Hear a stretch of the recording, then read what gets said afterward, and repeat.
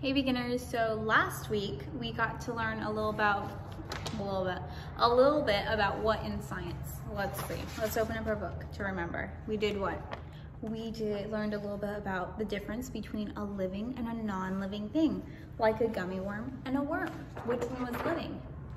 The earthworm. Which one was not living? The gummy worm. All right, why?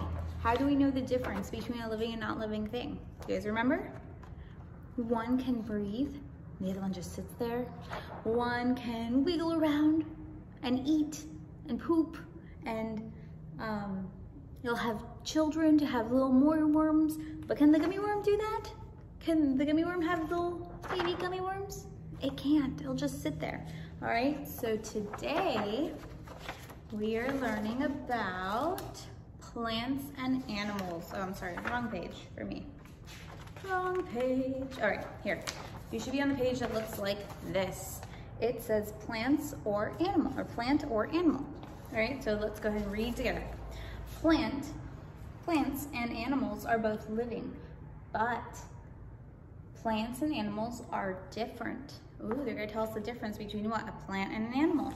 Plants have green leaves. They are planted in the ground, but they must have sunlight to grow. Ooh, I didn't know that. Did you know that?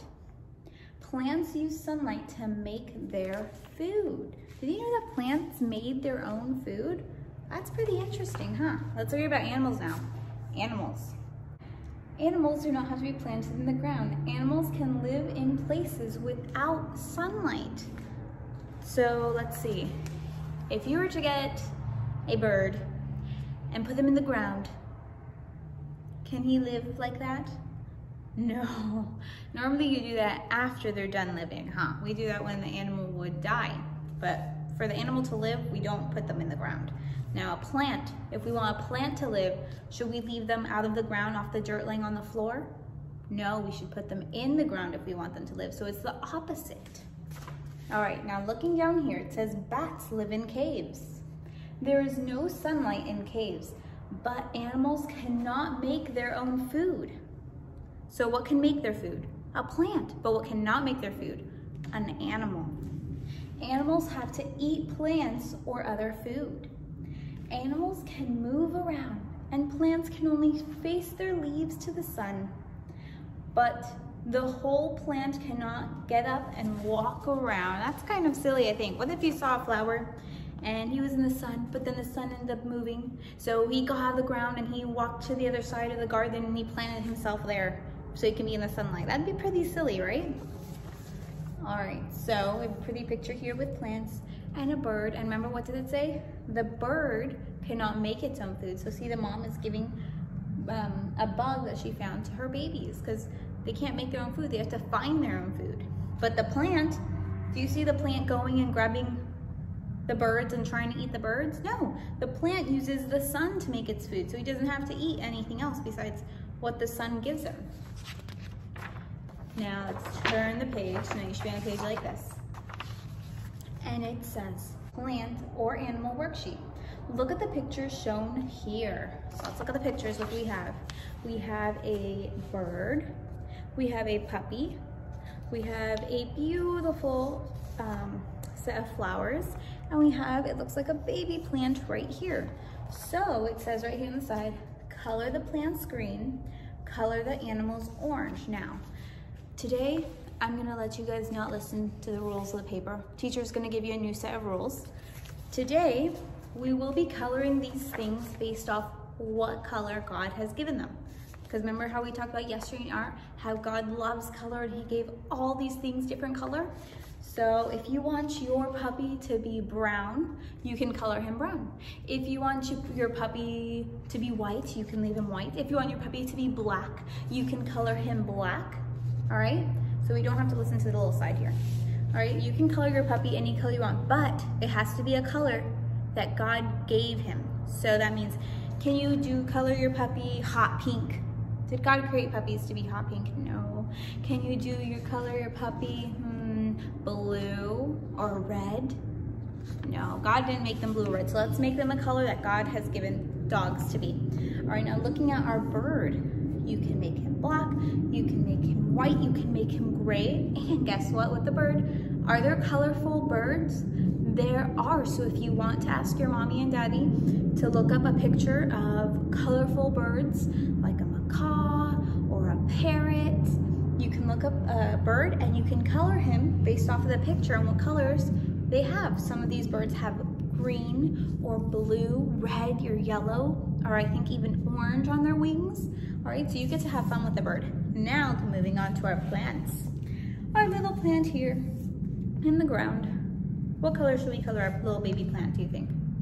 Probably a green. If you want to do maybe a greenish yellow, but are we gonna make our plant black? No, our plants don't look black when they're little babies. Some are, but very few. Let's make him one that we often see. So let's see, are we gonna make him hot pink? No. How about over here? What color should we do our leaves, maybe? Green. We can do our dirt, what? Brown. And what color are flowers? There's a whole variety of flowers. There's purple flowers, there's pink flowers, there's yellow or red. All right, so you get to have fun with the flowers, all right? So go ahead and you get to take your time. Remember yesterday in art, we learned about what? There's a difference between scribbling and coloring. Scribbling is, I'm gonna go fast, I'm gonna do this really quickly, and then I'm gonna be done.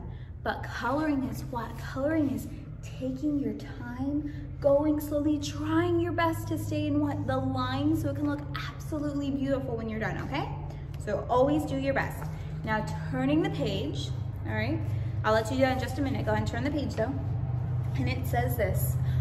It's a couple of questions. So here, you're gonna be able to answer in just a minute. Let me read them to you. What do plants need in order to make their food? But we just learned about that. What is something that plants need to make their food? Go ahead and tell me. That's right, they need sun. All right, the next question says, can plants move like people? Remember we talked about this? Can a plant go, I wanna be in the sun, and he can just stand up from the dirt and walk with his little roots? Like his little roots right here, can he stand up and walk with his roots and plant himself somewhere else? No, he can't do that. All right, the next one says, name an important difference between plants and animals. So let's see, can an animal move? Yeah. Can a plant move? Well, they can't get up and walk, but can they still move their leaves and face the sun? Yeah. Can they still, if a flower is closed, can it open? Yeah, so it can move. Let's see a difference. So it can't walk around. That's one difference between the plant and the animal. The animal can walk, the plant can't walk. Let's look for another one. Let's see. How about how they eat? Does the plant open up his secret mouth and eat the birds when they're on the trees? No, he doesn't.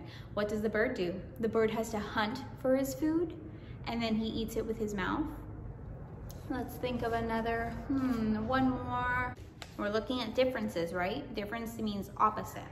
So let's see, if we have a plant, he needs to be what? It's in his name, planted in the ground. If we have an animal, do we plant an animal in the ground? No, we don't, or else what? He would probably die, right? So that's another difference between plants and animals. Moving on to our last question, name one important difference between, oh wait, no, that was our last question, sorry.